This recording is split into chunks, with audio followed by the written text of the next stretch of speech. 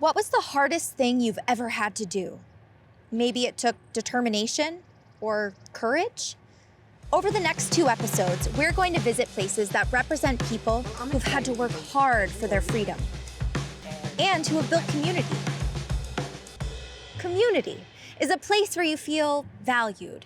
It's a group of people you can rely on, and the feeling that you're not alone. For some Americans, even though there were significant hurdles in their path, they thrived continuously in Buffalo, even before it became a city in 1835. That's even before the Civil War. Maybe you or your family have a similar story?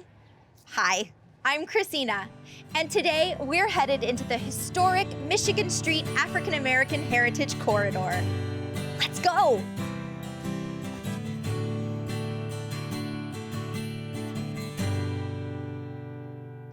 The Nash House Museum is our first stop. This home and its contents were an actual time capsule when it was discovered, giving us a glimpse into what life was like in the early 1900s. The street is actually named after the house, and the house is named after the family that lived there. The house was restored and represents a close-knit society, which was centered around Michigan Street.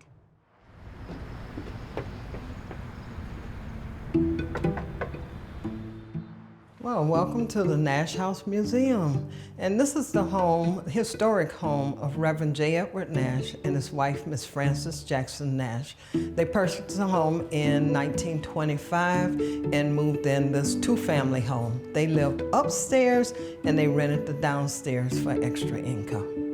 Reverend Nash went to Wayland Seminary, and later that became Virginia Union University.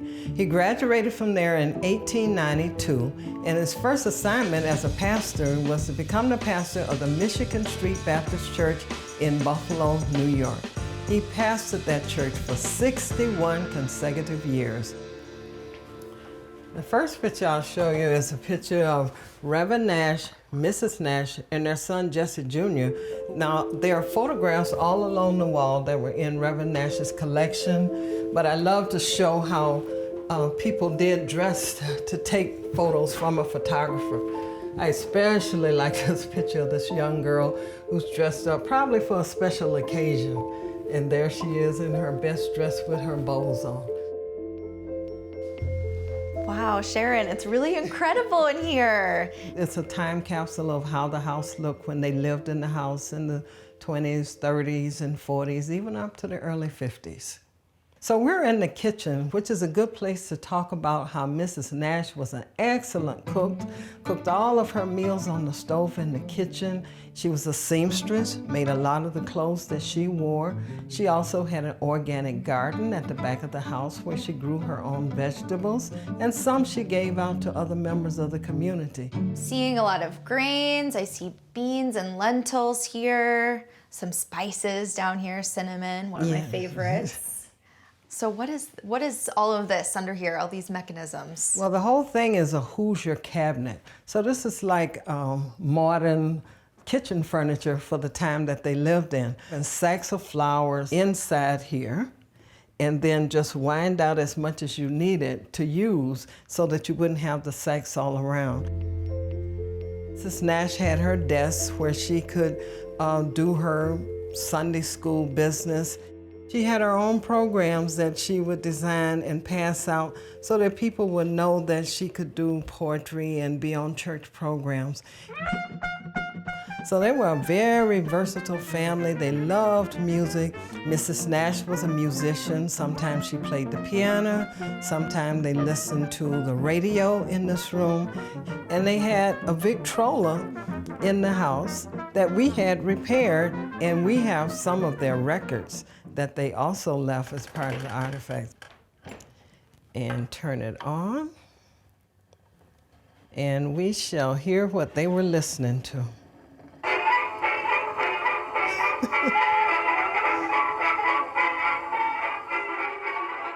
Reverend Nash was well-read.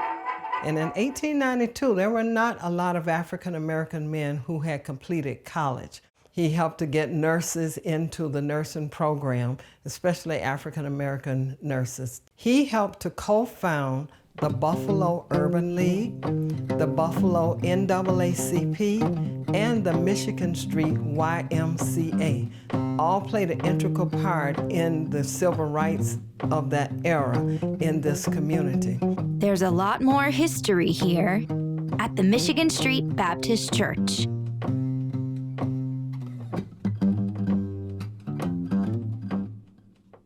My dad was the champion of both the Nash House and the Michigan Street Baptist Church. He actually fought very hard to be recognized by the city of Buffalo and on a national level, as the church is now on the National Registry for Historical Landmarks. A more simplified definition of preservation would be to take upon the responsibility for a piece of land, a building, and to take care of it and make sure that it looks good for people to come and visit and it's well maintained.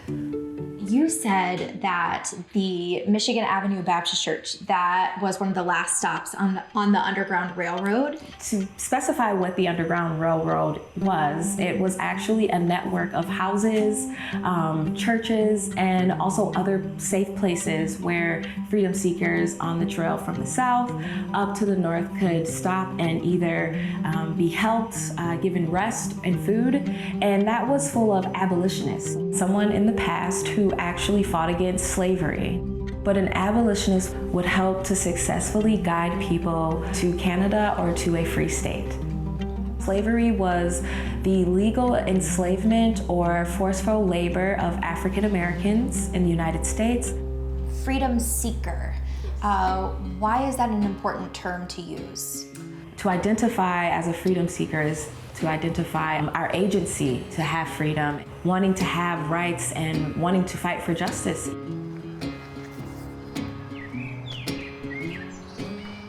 The front of the church was a bit different in the beginning. So there was a door that led directly to the basement and not just the sanctuary. So they would go there, through that, and into the basement. It would be a hiding space inside the wall. Wow. And it actually fit about 5 to 6 adults, as well as a few children.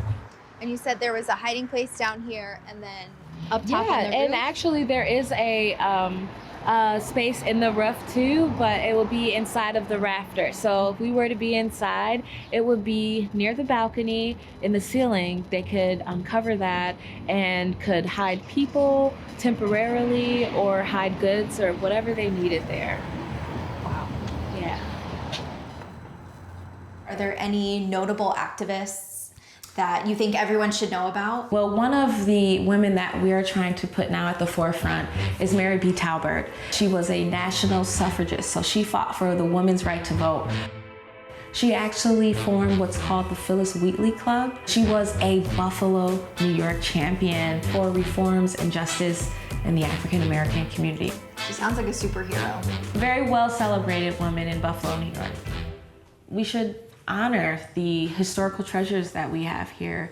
The corridor is one of them. I feel so grateful that I got to spend time listening and seeing parts about this rich history that we should all know about. Well, I'm gonna go get myself ready for part 2 of this journey here in the corridor. I'll see you next time. Through our preservationist board, and they are original to how it was when the church was built. So actually that parking lot right over there is where Mary B. Talbert's home was. Now, the Talberts were very involved. They were abolitionist activists, and their home is so important.